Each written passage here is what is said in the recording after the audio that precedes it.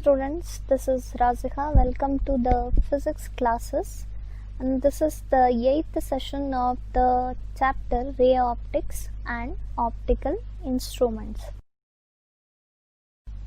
Let's just revise what we have discussed about in the 7th session. We had discussed about the linear magnification produced by a lens, which is m is equal to h dash by h is equal to v by u. Next, we had discussed formation of images placed when the objects are placed at different distances and their natures, both concave and convex lenses. We had discussed about the power of a lens, which is nothing but the amount of convergence or divergence that a lens produces is nothing but the power of a lens. And we had discussed what happens to the resultant focal length, which is nothing but the equivalent focal length and equivalent power when you combine more than two lenses together in contact. So equivalent focal length of two lenses is given by 1 by f is equal to 1 by f1 plus 1 by f2, and power is given by p is equal to p1 plus p2. So in today's session we will discuss about refraction through prism. So there can be 5 marks question which can be asked from this section, that is refraction. Before we discuss refraction through the prism, we must know the meaning of this prism. Fine. So as you can see, it's a prism and this is an optical medium and it has 3 rectangular faces. This is first, and this side it is the second rectangular face, and here you will have third rectangular face, and it has 3 triangular faces, this one and this one, and these 2 triangular faces will be parallel to each other. This third rectangular face is called as base. These 2 rectangular faces will be polished and called as the refracting faces, and this base will be non-polished. So this edge you can see, this edge is common to both the refracting surfaces. So this edge is called as refracting edge. Okay, this is refracting edge, and the angle between 2 refracting surfaces, 2 refracting rectangular faces is called as refracting angle of a prism, or just the angle of prism, which is represented by A. Let's see the 3-dimensional prism now. So as you can see, this is a 3-dimensional prism and it has 2 rectangular faces. This is one, this is another, and base is the one. So 3 rectangular faces are there, 2 triangular faces are there. So prism is defined as it's an optical medium bounded by 3 rectangular surfaces and 2 triangular surfaces. Now let's discuss about a phenomena called as dispersion. So as you can see, this is a source of light and this is a prism. Now I'll switch on the source of light. Look at this. The method to draw the normal is, from the point of incidence you have to draw a straight line which meets the opposite corner of the prism.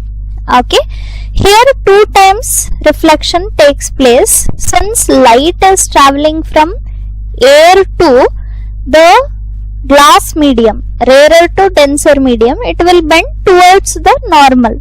Fine.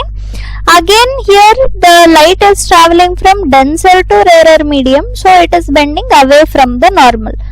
The normal for this surface is the point of incidence to the other opposite corner. If you draw a straight line, you will get the normal. Fine. So what I have done here I have allowed the red light to pass through this prism. So 2 times refraction is taking place. Fine. Now observe this red light. I will change the colors of light. Fine. As you can see, this is orange, yellow, green, blue, and final one violet. Observe once again, red is here. If I change the colors, the amount of deviation is changing. Fine. Which means e emergent ray idiyalla, this is incident ray, this ray I will call as refracted ray, and idanna emergent ray anta ಹೇಳ್ತೀವಿ. And ಈ emergent ray ಏನಾಗ್ತಾ ಇದೆ, amount of bending change ಆಗ್ತಾ ಇದೆ. red ಇಲ್ಲಿತ್ತು, if I change the colors, violet will come here like this. Observe, the angle of deviation is increasing. Fine. red ಗೆ angle of deviation minimum ಇದೆ. Angle of deviation means the angle between this and this. This is the angle of deviation. Fine. Now observe, this angle will keep on increasing. Okay.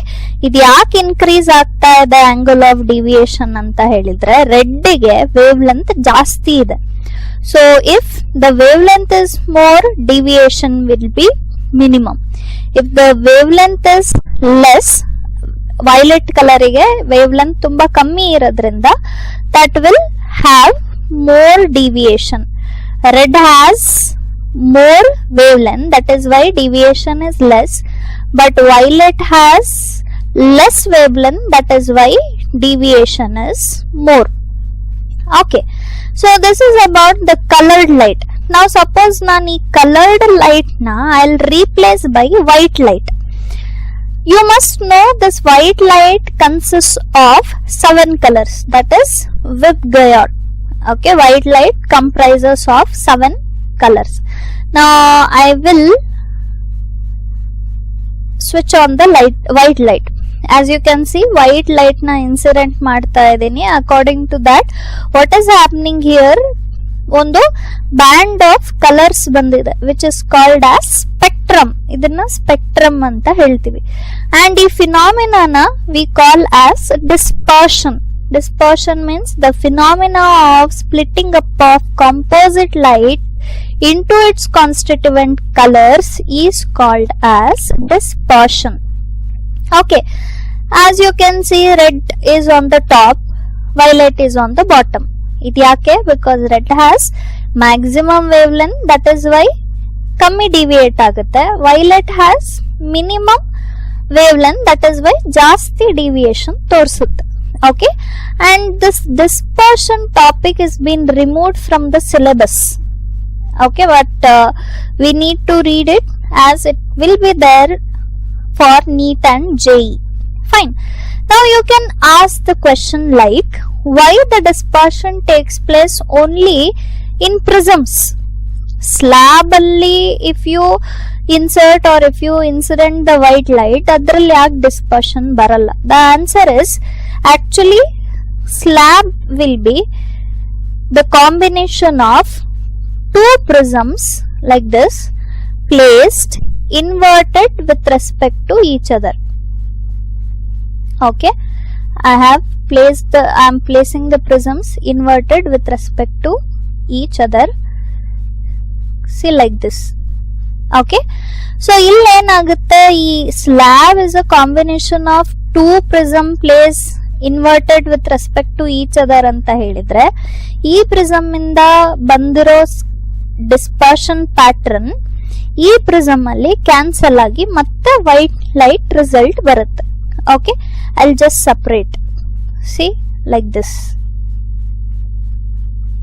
Okay, that is why if we have parallel surfaces like this, we won't get dispersion, whereas you will get dispersion for spherical surfaces also.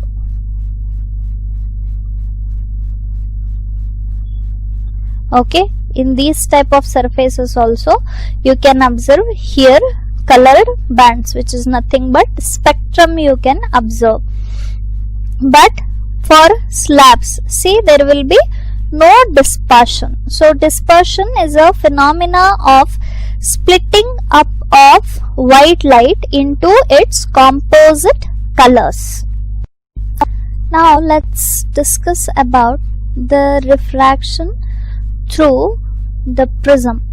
Okay, this question will be asked for 5 marks, like obtain an expression for refractive index of the material of the prism. So what we need to do here is we have to find out the refractive index of this prism. Fine. So I have taken a prism here. The prism is A, B and C. So this angle represents angle of prism, and the surrounding medium is having the refractive index N1. This prism is having refractive index N2. Now I will make the light ray fall on the prism. Fine. And the name of incident ray is PQ. This is the incident ray. Now before we draw the refracted ray, we need to draw the normal. How do we draw the normal for prisms? Suppose here the light is falling from the opposite corner to the point of incidence. If you draw a straight line, this gives you the normal for this side. Okay, so the red light represents the normal for this surface AB. Now the light is traveling from rarer medium to denser medium. Here imagine we have air and this is made of glass, which means air is rarer and the glass is denser medium. So if the light ray travels from the rarer medium to the denser medium, actually it has to travel like this. Okay, but because of the change in medium, actually it has to travel like this. Because of the change in medium, the refracted ray will bend. Okay, it will bend towards the normal. So this represents the refracted ray. The name of the refracted ray is QR. This point is Q and this point is R. Now since we have the incident ray here for this surface AC, now once again refraction takes place because light is traveling now from denser medium to the rarer medium. That is why we need to draw the normal here once again. Alright, for this surface, how to draw the normal? From the opposite corner to the point of incidence. So once again red line represents the normal. Okay, so since the light is traveling from denser to rarer medium, it will bend away from the normal. Actually it had to pass through like this. ಈ ತರ pass ಆಗಬೇಕಿತ್ತು, but ಈ ಕಡೆ bend ಆಗುತ್ತೆ. This is the emergent ray and the name of the emergent ray is RS. Fine. So this is the ray diagram required for the derivation. Alright.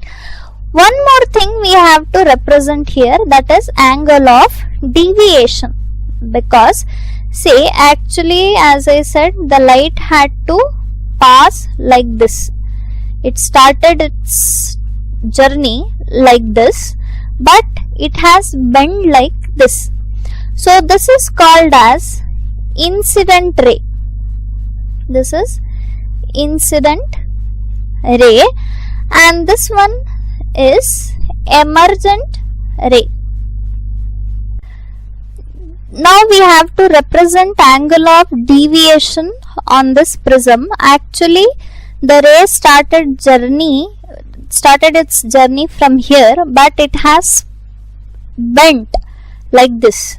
Alright, so if I produce this emergent ray backwards like this, here you can see there is one angle. Okay, this is incident ray and this is emergent ray. The angle between incident ray and emergent ray is called as angle of deviation, which is called as delta. Fine, and this point I will represent as n. This angle is the angle of incidence. This angle is the angle of emergence. I will represent it as E.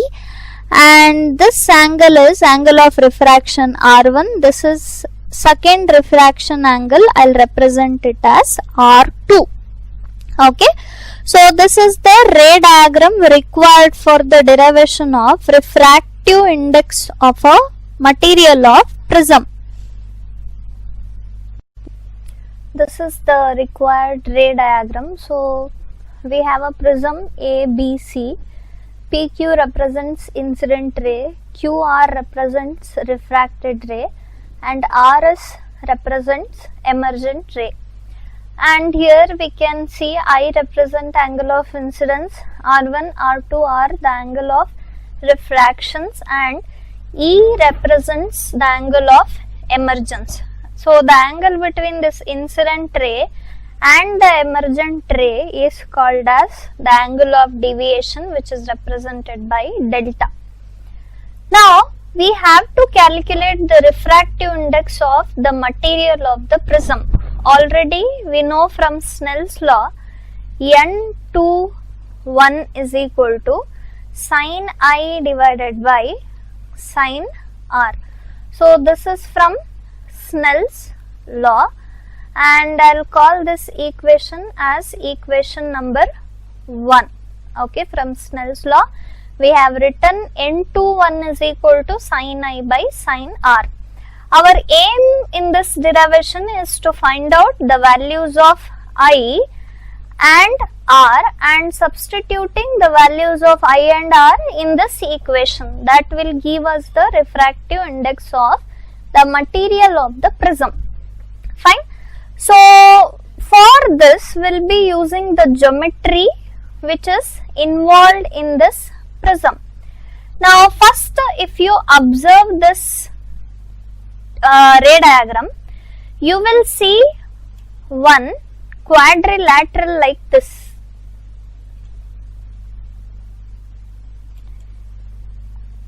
Okay, so this is A, this is Q, N, and here you have R. So we know that the sum of the opposite sides of a quadrilateral will give us 180 degree. Alright, which means angle A plus angle N should be equal to 180 degree. This is from the geometry of the quadrilateral. Sum of the opposite sides of a quadrilateral will be equal to 180 degree. And here only we have one triangle here. Okay, this is R1, this is R2. So in this triangle, if we add R1, R2 and N, it will also give us 180 degree, because the sum of the interior angles of a triangle is equal to 180 degree. ಈ triangle ಇಂದ ನಾವು ಏನಂತ ಬರಿಬಹುದು, R1 plus R2 plus angle N is equal to 180 degree anta variಬಹುದು. And if you solve these two equations, fine, solving these two equations means we have to reverse the signs. Fine, so here I'll reverse it to negative sign. This will also be negative and this will also be negative. So this and this will get cancelled, this one and this one will get cancelled, remaining things will be angle A minus R1 plus R2 is equal to 0 degree. I will just write it like angle A is equal to R1 plus R2. This is equation number 2. So we have got the value of the sum of the angles of refraction is equal to angle of prism. We have got the angle of prism value. Fine. But our aim is to find out angles I and angles R. Fine. So for that also we need to use geometry. See here, I will represent this angle as delta 1 and this angle as delta 2. I will magnify and write this once again here. See, first I will find out what is angle I. Okay. Actually the angles are like this. This one and this one. Here lies angle of incidence. Compare this with the original ray diagram. Fine. Like this we have, this is R1 and this one I have written it as delta 1. Okay. This angle and this angle are vertically opposite angles. So we can write angle I is equal to delta 1 plus R1. Okay. That is I is equal to delta 1 plus R1. This we have written from the property of vertically opposite angles, which are so the angle values will be always equal to each other, vertically opposite angles. Next step is to find out the value of delta, which is nothing but angle of deviation, that is the angle between incident ray and emergent ray. So to calculate this value of delta, we need to have the values of delta 1 and delta 2. So from this equation I can write delta 1 is equal to I minus R1, which is equation number 3. Now we need to find out the value of delta 2. So I'll draw this portion once again here. This is one ray and another. Here we have angle of emergence. See, this I am drawing here, and here you have, this one is delta 2, here it is, and this one is R2. Again these two are vertically opposite angles, so we can state it as the vertically opposite angles will be equal to each other. So we can write E is equal to delta 2 plus R2. We need to have the value of delta 2. So delta 2 is equal to E minus R2. This is equation number 4. Okay. Now if you observe this triangle where angle of deviation is there, I am going to redraw it once again.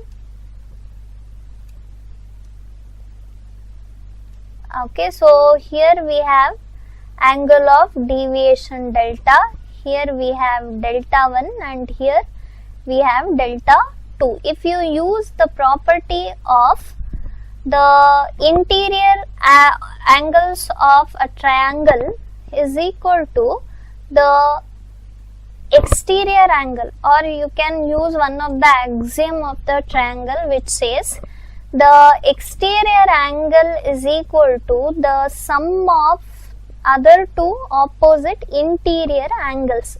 So we can write delta is equal to delta 1 plus delta 2. We have the values of delta 1 and delta 2 substitute here. So delta is equal to delta 1 from equation 3, it is I minus R1 plus delta 2 from equation 4, it is E minus R2. Now this minus I'll take as common and I'll just rearrange this equation. I plus E minus I am taking common, it is along with R1 and R2, so I'll write it as R1 plus R2.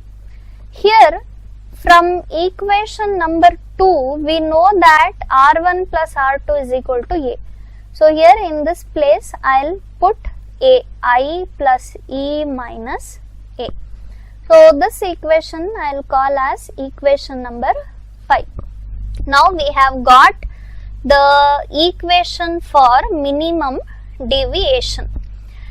This refractive index of a prism expression will be asked for the condition where the light is minimum bent, or when the prism is having minimum deviation, light is having minimum deviation. So how to get to know that whether the light is undergoing minimum deviation or maximum deviation is the question. That's easy. See, if this refracted ray is parallel to the base, which means we have here minimum deviation of light. Okay, if this refracted ray, which is QR, is parallel to BC, means it means that light is undergoing minimum deviation. Now we need to write the conditions for minimum deviations.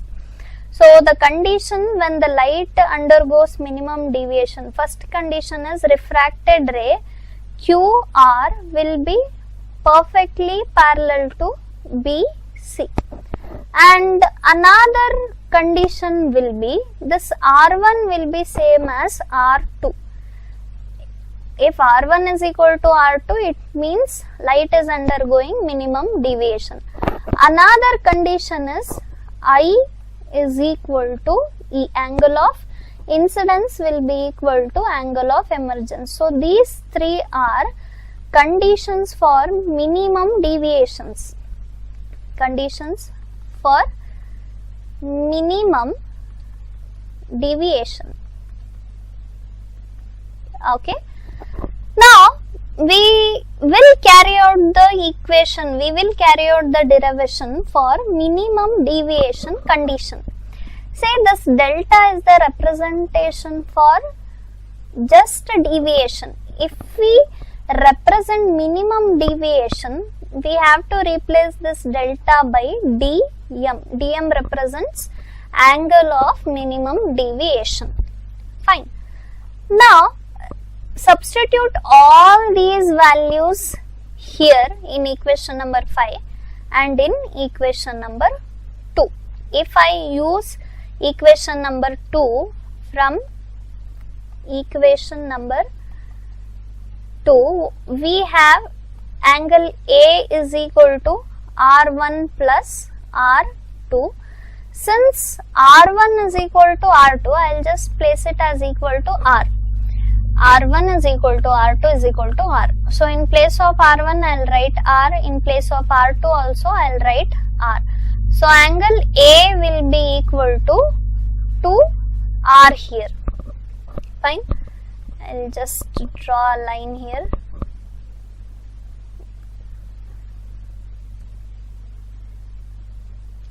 Okay. So as you can see from this equation, you can write R is equal to angle A divided by 2. This is equation number 6. So we already have got the equation for angle of refraction. Similarly, if you consider equation number 5, from equation 5, if you substitute the minimum deviation conditions here, delta should be replaced by dm. I'll write first equation 5, delta is equal to I plus E minus A. In place of delta we need to write dm is equal to I plus, since at minimum deviation condition I is equal to E, in place of E also I'll write I minus A, which will be 2I minus A Just rearrange this equation. 2i will be equal to, if this comes this side, it will be positive dm plus a. We need the value of I, so I is equal to dm plus a divided by 2. This is the angle of incidence. This is equation number 7. Now go back to equation number 1. We had to calculate the values of I and R. Now we have the values of I and R. Substitute in equation number 1. In equation 1, if you substitute, you will have n21 is equal to sin I divided by sin R. This is from Snell's law. Now we have I and R value. Substitute here.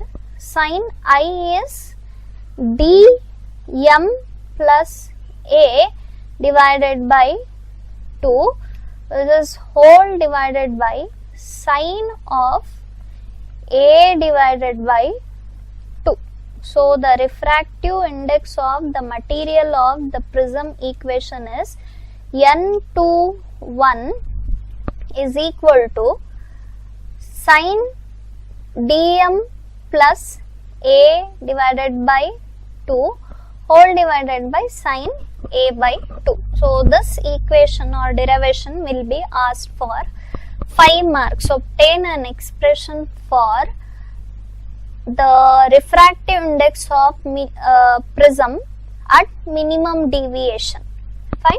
Suppose if they ask you to find out the refractive index of a thin prism, you need to consider the angles are very small. For thin prism, this equation will become prism n21 will be equal to, neglect this trigonometric functions, you will have dm plus a by 2 whole divided by a by 2.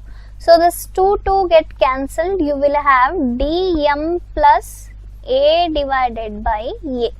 So this equation represents the refractive index of a thin prism. Thin prism means the angle of a prism will be small. For a thin prism, angle of prism will be small. So for this derivation, first you need to draw the ray diagram. We have taken a prism, PQ incident ray, QR refracted ray, and RS is the emergent ray. So completely we are using here mathematical geometry. First step which we are going to consider is Snell's law, which is n21 is equal to sin I by sin R. Here values of I and R you need to calculate. That is purely by using geometrical shapes involved in the ray diagram. So if you use this quadrilateral, sum of the opposite angles of a quadrilateral gives you 180 degree. If you use this triangle, interior angle sum of a triangle is equal to 180 degree. So we are solving these two equations. From that we have got angle A is equal to R1 plus R2. Next one is our aim is to calculate angle of deviation. So to calculate this angle of deviation, we need to calculate what is delta 1 and what is delta 2. So if you use these kind of angles, vertically opposite angles, I is equal to delta 1 plus R1. You have to rearrange this, you will get delta 1 is equal to I minus R1. Similarly, this side vertically opposite angles, you will get value of delta 2.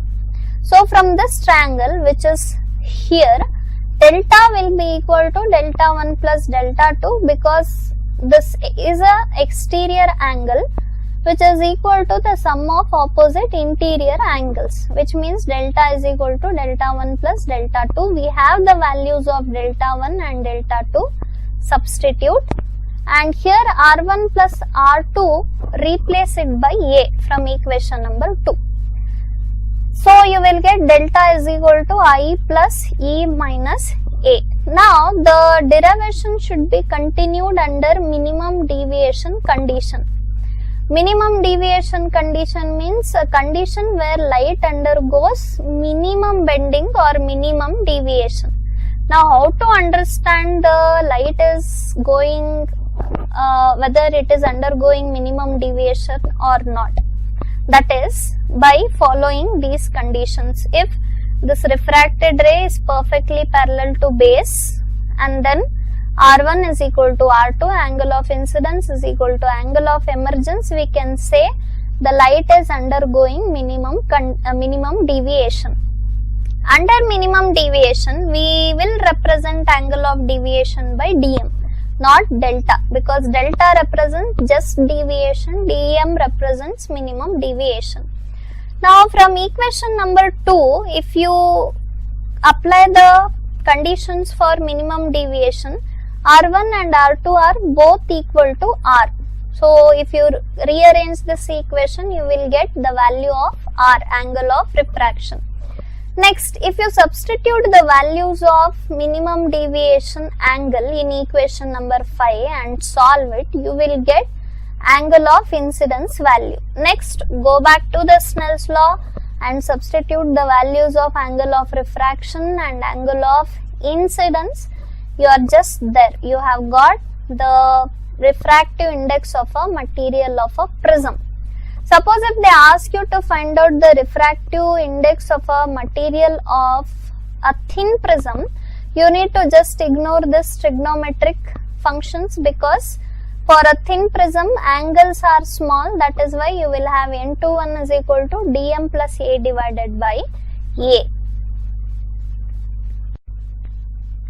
Now let's discuss what we have discussed in this session 8 of this chapter.